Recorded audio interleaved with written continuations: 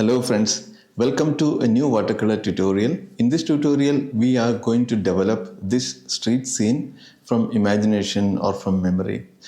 The idea is that we'll come out with some major elements. The main elements will be drawn first and then we will decide what is to be added to complete the scene. Okay, I will explain the process throughout and let us begin the tutorial. Here I am using a watercolor paper called Bahong Academy paper. Okay, it is a 100% cotton acid-free paper and it is 300 GSM. Right. So let me draw with some kind of some awning, probably some slightly bigger one. Okay. Ideally I would make it slightly smaller, but today I thought of making it big. Right. Some awning, and I am trying to develop some structure around that. Right.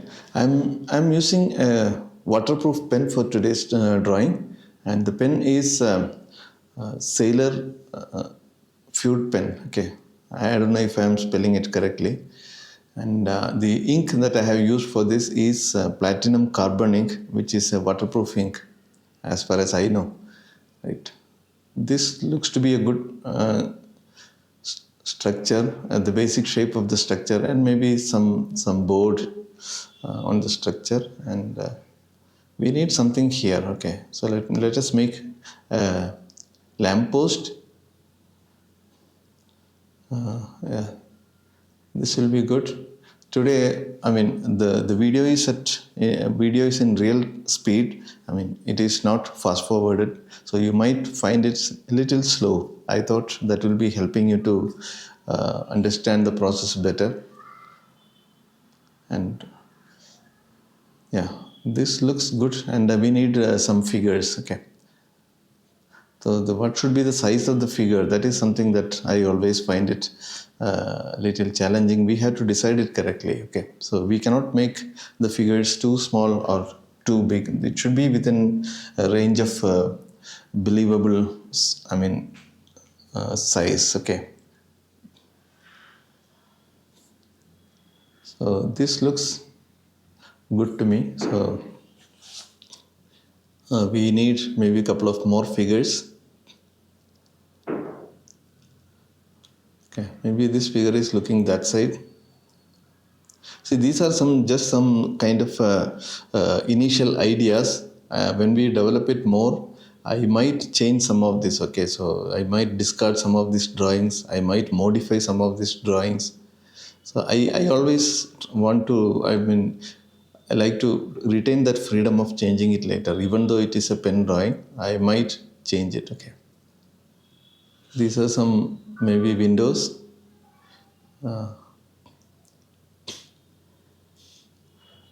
Here I am primarily focusing on the overall perspective of the building. Okay, maybe some wider windows. Okay, think of the perspective. That is the key thing. Very simple drawing, very simple shapes. See, to come out with this kind of drawing, you may have to do a lot of sketches. I mean, using some references, sketching from plein air. So you keep practicing so that you get the basic idea of drawing all these common elements like the windows, doors, awnings, and cars, figures. All this experience you will get by sketching practices. So that is too important, very important. Something in the background will be good. So I really do not know, maybe some kind of architectural information here. And I don't want to make it too fancy. I don't want to make it too detailed, the background building. Okay.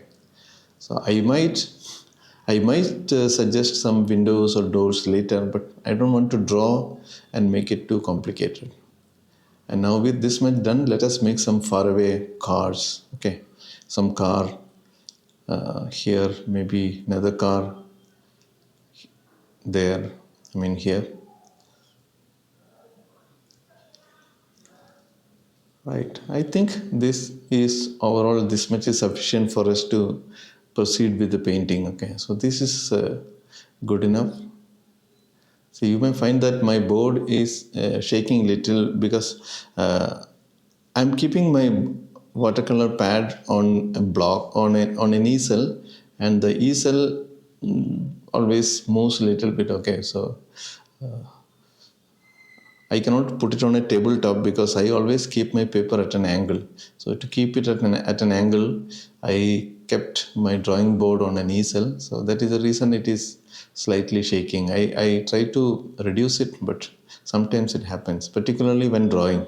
Because while drawing, I apply a little bit of force, then it kind of shakes. Okay, I think it is still very much clear and readable. Let me know if those little bit of shaking is too much of a problem. I believe that you can still follow the tutorial and understand the process. Now, for today's work, I am using Daniel Smith watercolors. Okay, so it is a 15 color set that I have taken a while ago,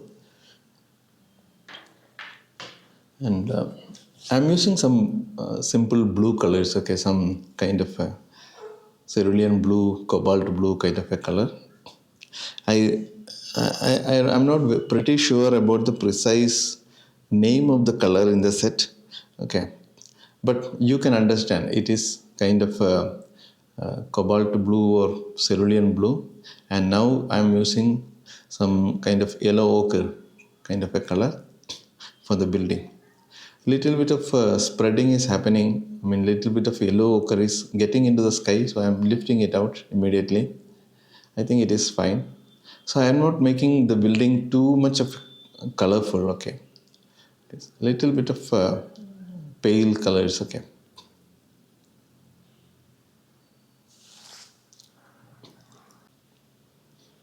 Okay. Now some kind of a bluish gray kind of a color, some kind of a gray color and blue color mixed. Okay, for the background building. I think this is good enough because I don't want the background to be too colorful, too bright in color. Okay, so I'm using a little bit of gray, blue, and a touch of maybe crimson sort of a color.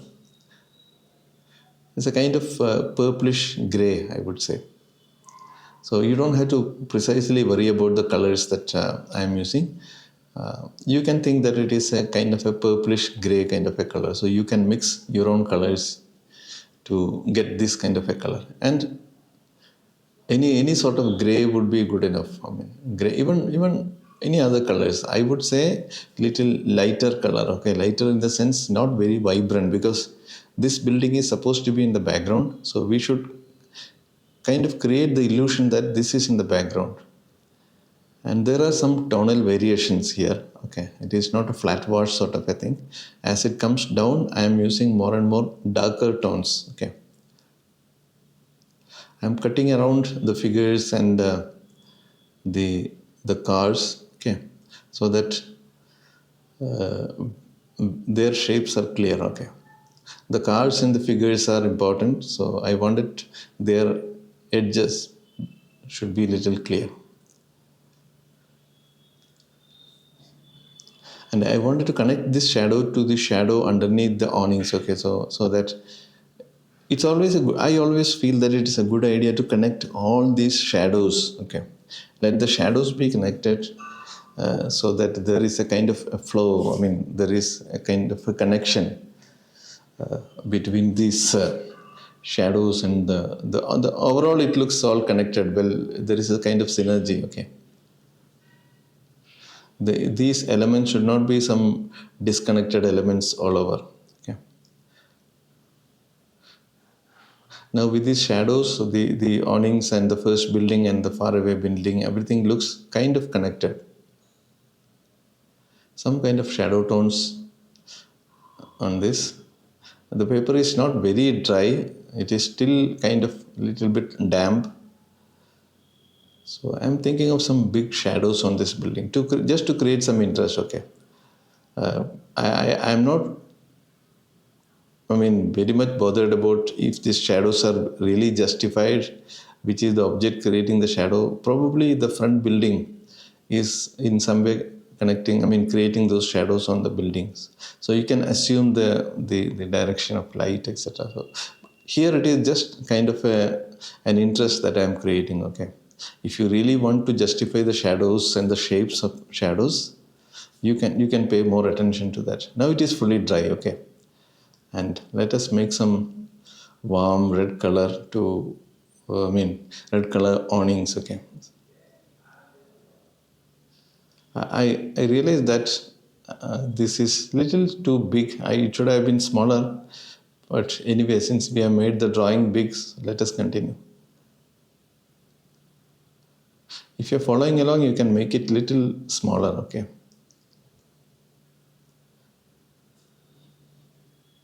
These are all practice works, okay. So this is how I also practice. I mean, when I don't have a proper reference, I try to sort of recollect and the previous images, and I usually get some ideas from those, and I kind of arrange those elements from memory and create a new scene, okay.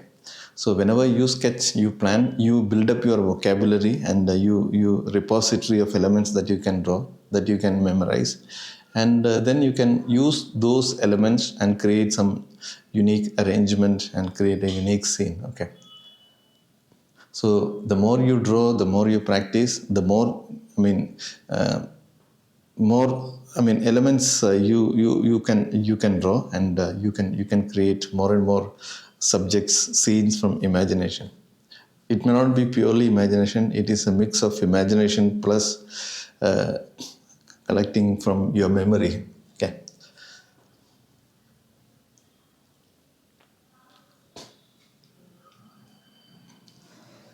Now this looks, overall it looks kind of connected now. I mean, it is the paper is almost complete with initial washes. I'm adjusting some of these darker tones, okay, so that there is a form now. It is not just filling the paper with colors, it should also have some three-dimensional forms. So the amount of dark that you put at various places becomes very important in getting the forms. Now this building is brought forward a little bit because of the sharp contrast, and the faraway building looks to be, it is not very far away, I would say. It is just maybe the building behind the main building. Okay, that looks a little far away because of the tonal values, okay. Some very minimal suggestion for that building, because I don't want to make it as a flat box kind of a thing. Little bit of tiny suggestions, that's it.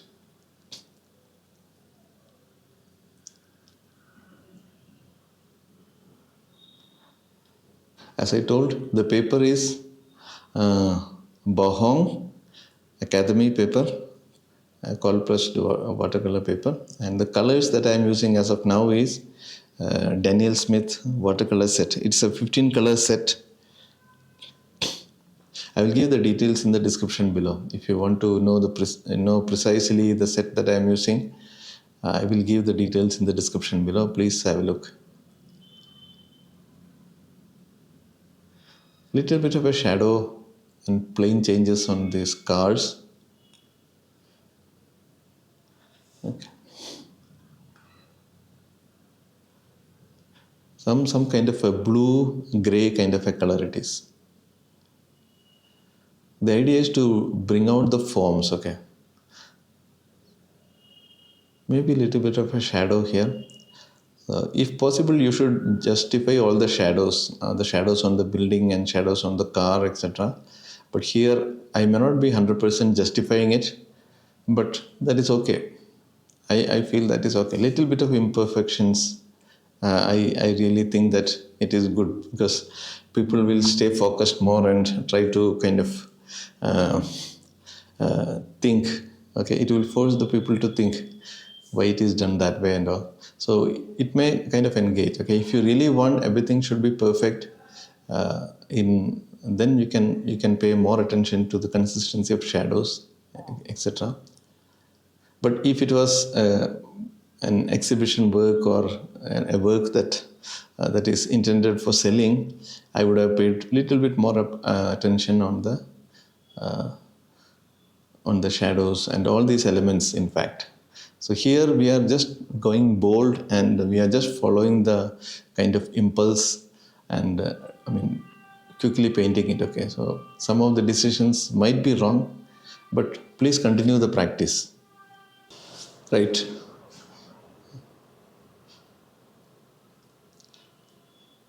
Some tone variation for the dome also. And now we need some big shadows of the main buildings. Okay. So this kinds of gives some contrast on the foreground, and it makes it a little bit more interesting in my view. Okay. And since these figures are somewhat in the shadow area now, so I'm making some shadow tones. And I'm leaving one of these, the figures as little white. So I'm leaving the paper white for that figure, the figure in the center. And I will be adding some colors to the figures later. This looks okay. This line, I'm not very happy with that. Let us smudge it. Okay, a little bit of smudging. I thought it will look good, but it didn't. So now it is dry. Okay, so I have waited for this to get dry, and now I am adding little bit of details for these figures. Some more colors. Okay. Otherwise, if you are done with these figures, once we finish these figures, I think we can treat it as done. So I don't want too much of details. Okay. Some darker color for the figures in the shadow, because the figures in the shadow will not have very bright colors, and these figures are just kind of walking figures. Okay, they are not very much uh, performing some different actions. They are all either standing or walking. Okay.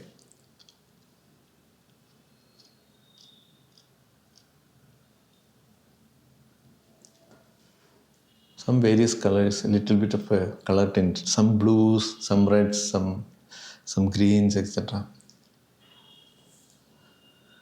The figure should not be too much prominent, but they should still be distinguishable. It should be distinguished. Maybe a figure back in the background, cobalt green maybe. The cobalt green color that I am using is not from Daniel Smith. It is from another brand, an Indian brand called Quaton. Because I have, that color is not there in my set, such a color. Some red colored figure.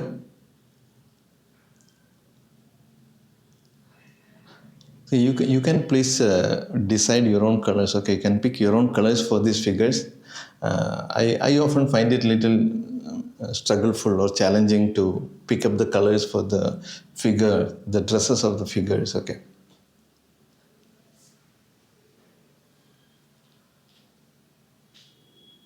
Maybe one figure there.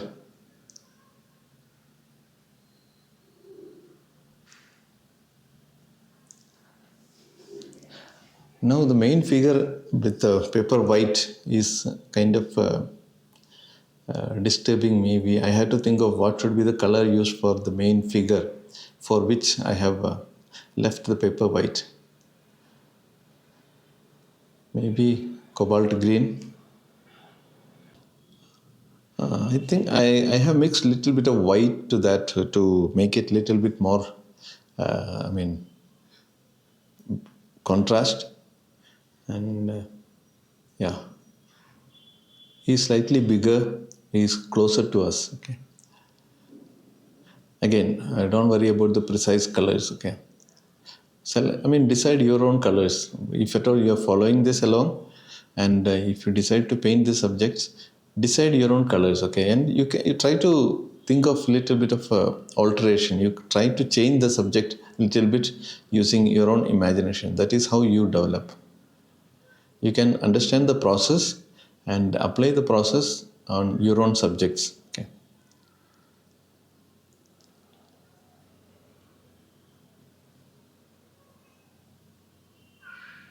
So the process of my figure painting is, I usually start with the upper body, the torso, and then the head, and then the lower body.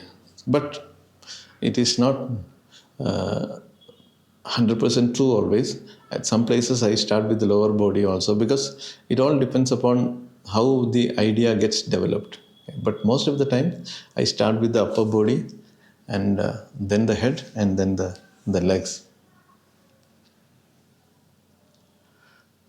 Right, some kind of skin tone for reddish orange kind of a color, and maybe some tail lamp for this far away car, some red color for this small board there,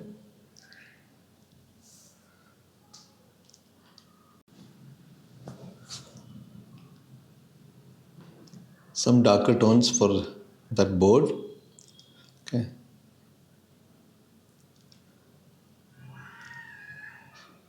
See, whenever you do these kind of developments, always try to step back, take a few steps back, and then see how it is getting developed. Okay, so I am taking few steps back at every 5-10 minutes. It is not a deliberate decision. I that happens naturally by. Initially, I was practicing it, and then now it happens naturally that after every few minutes, I take a few steps back and see the picture as a whole. And whenever I failed to do that, I have realized that there were some mistakes that I was doing. So it is, the mistakes are noticeable when you see it from a distance. Okay. Now, this awning is little too big for me. I realize that I should have made it a little smaller, but that is okay. Anyway, we cannot change it now. Some dry brushworks for the lamp post. Okay. Some suggestion for this lamp post. It is not as prominent as the previous one. I'm using a liner brush for this. Okay, it's a synthetic liner brush, or rigger brush you can say call, and some electrical cable.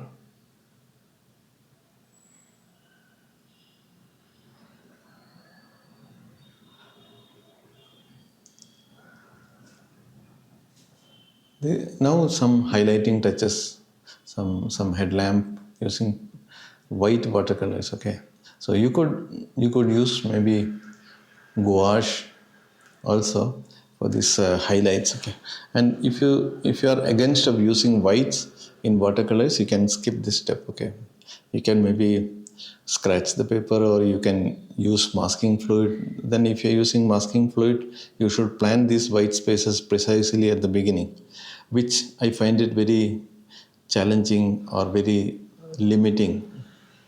Masking fluid, I find it as limiting my freedom to make changes. Okay, if you are very well planned, you are not envisaging to make changes in the future, going forward, you can always use masking fluid.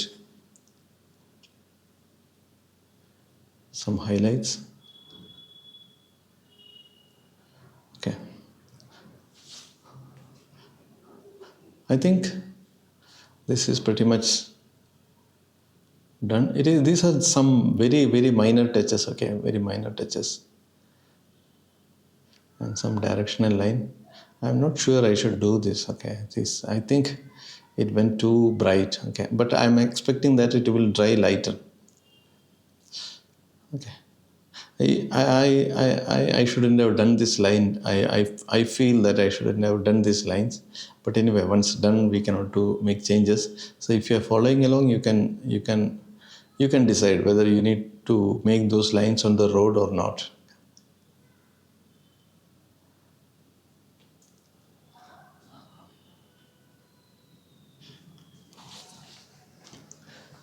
So I hope this video was informative to you. You are finding it helpful.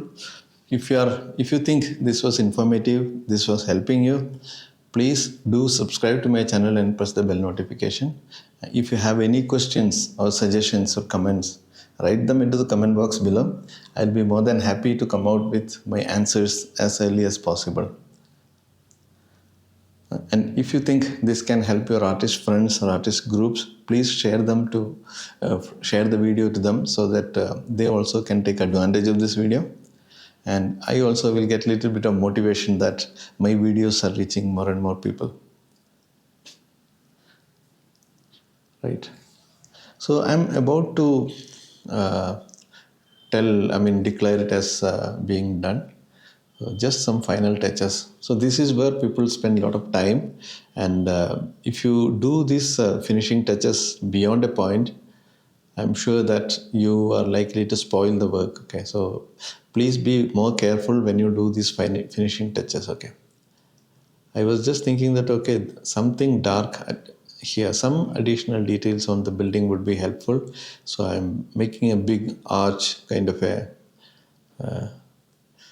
an element on the building so that it looks a little bit more interesting. I don't know if addition of this arch was good or not. Let me know what you think about adding this element now.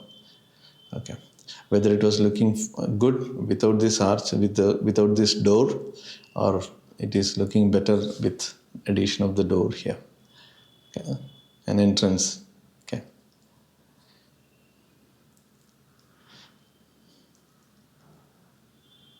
So let me know if you have any suggestion. If you think certain elements in this scene was better avoided, please do let me know. Or if you have any idea that okay, it would have been better if you add so and so element. If you have any kind of suggestions or thought of that kind, please do let me know so that we can try to add such elements in the forthcoming tutorials. Okay.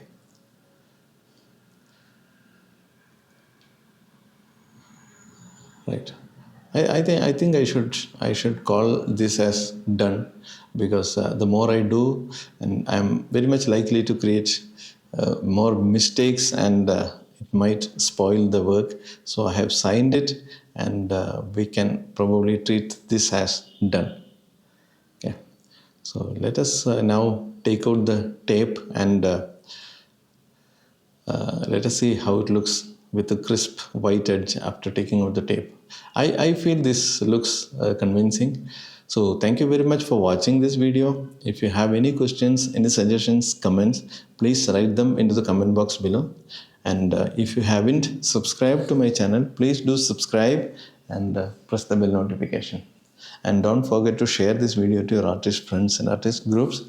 And thank you very much once again, and we will soon see you with another interesting tutorial. Happy painting until then. Bye bye.